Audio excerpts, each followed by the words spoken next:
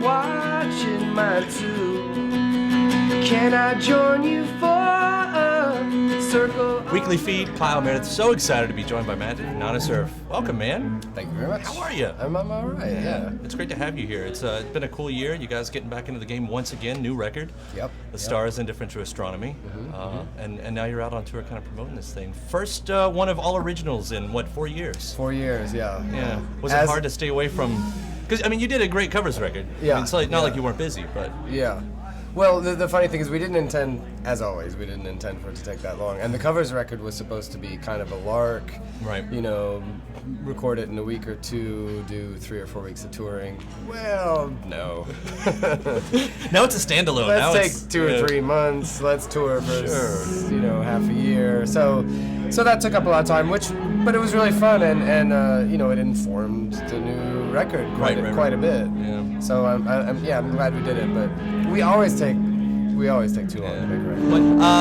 But with the new record, Stars Are Indifferent to Astronomy, I read the great story about that was actually your dad's quote. Yeah. You grew up with professor parents. Yes.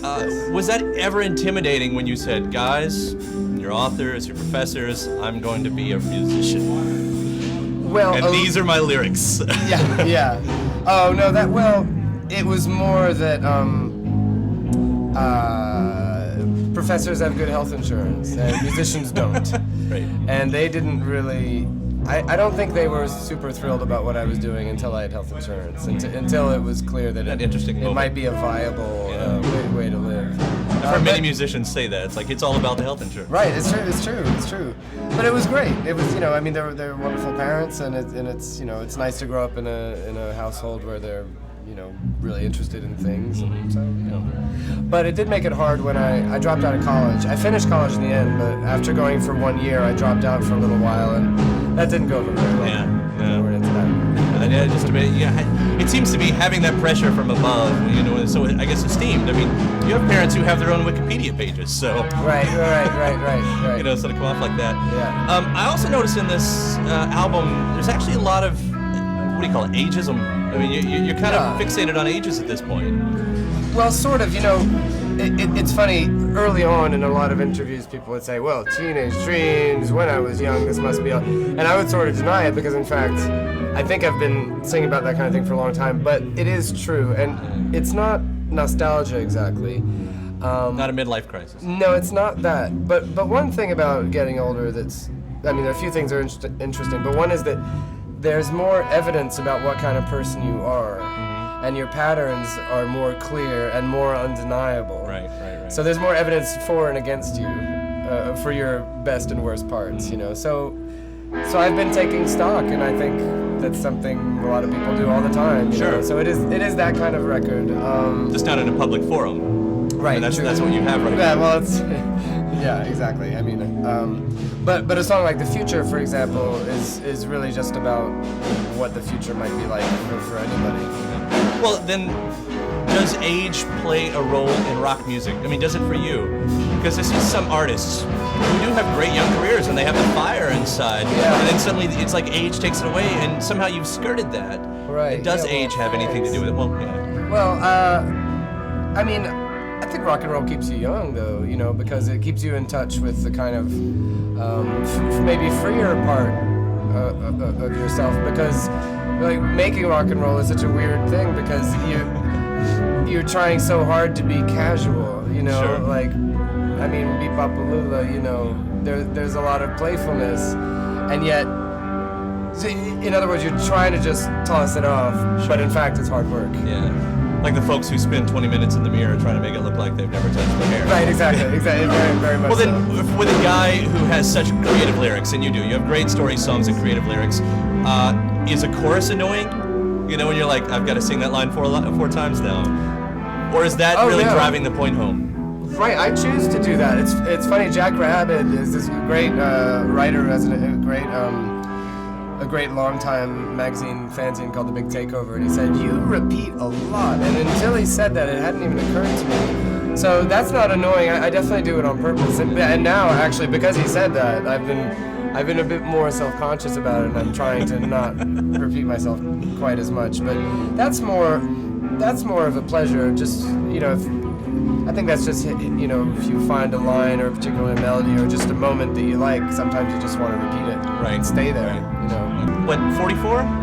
44 now? At 44, and so here's the other thing I love about you is that you are still so into new music. It's not like you kind of got to a point, because most people do.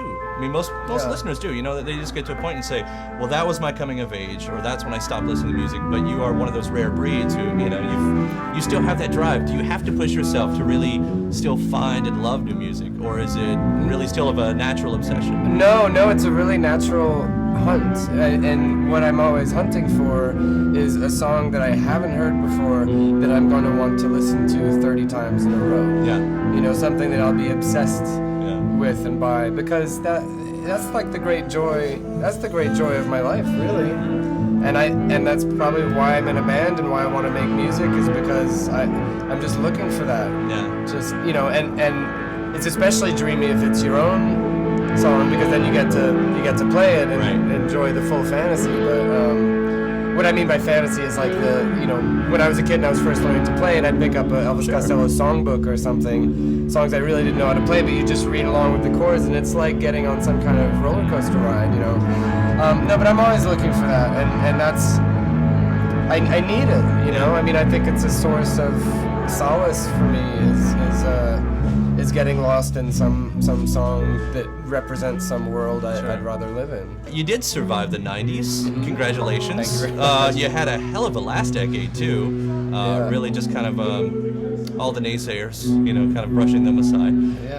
There's been an interesting little argument, of course, going on, I guess, on the web right now with the NPR Emily White thing. And that is almost a 90s versus, it's a generation versus generation, I guess, is what it is. Well, I read the David Lowery response that was quite good, but I didn't see the original thing. I didn't see what she said. How is it generation against generation? Well, with her, you know, so she came up and said, you know, of course, when I graduated, you know, we didn't have CDs. We were already, I came up in the digital world, so all I knew to do was we torrented and all that stuff. So, you know, and it's really a thing, you know, for her that she was saying, this is how the world is. You better catch up with it. And of course, Lowery coming from a much more, I don't say older model, but you know, the early model, saying we can't live like this. And that's what I was kind of wondering. You know, you have seen both sides of it. You've played to generations. In fact, my assistant over here, we were talking. She said, "Not a surf," and you know, she's 20. It's like, that's high school. And I said, yeah, it was high school for me too. There's 10 years between us. Right.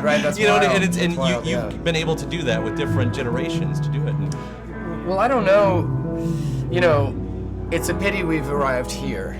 Sure. You know, I mean, it's kind of naive, but I guess if one could go back in time, what I wish had happened would be that when music was digital and you could download it, why didn't we make it a nickel? Why was it $1? Right there. If it had been a nickel, if it was even 10 cents, but I really think 5, you know, it's so small that you'd feel like a chump if you didn't pay it. Actually, you know, it would be immoral.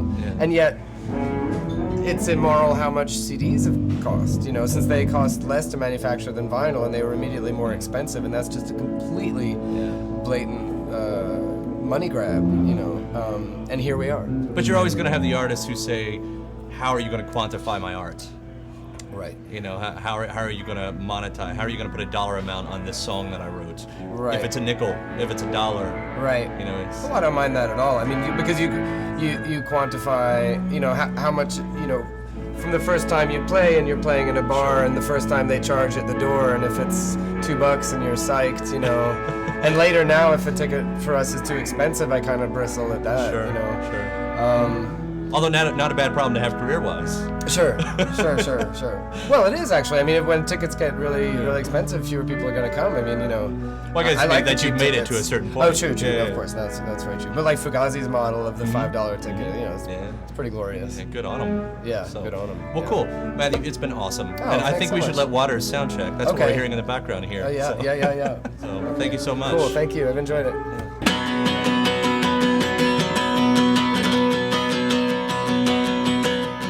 I'm not really here, I'm just looking through. I'm watching your life, you're watching mine too. Can I join you for a circle on the ride? die of shame, not cold in the wild. Is it true? Is it done?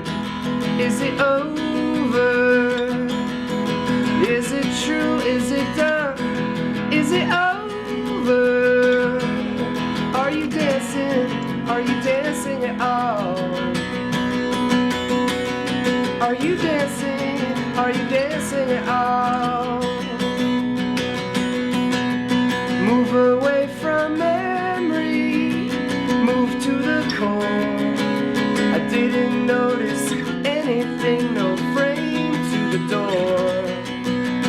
Every birthday candle that ever got blown out was one more year of someone trying to figure it all out. Is it true? Is it done? Is it over? Is it true? Is it done? Is it over? Are you dancing? Are you dancing at all? Are you dancing? Are you dancing at all? Na na na na na na na na na na na na na na na na. Na na na na na na na na na na na na na na na.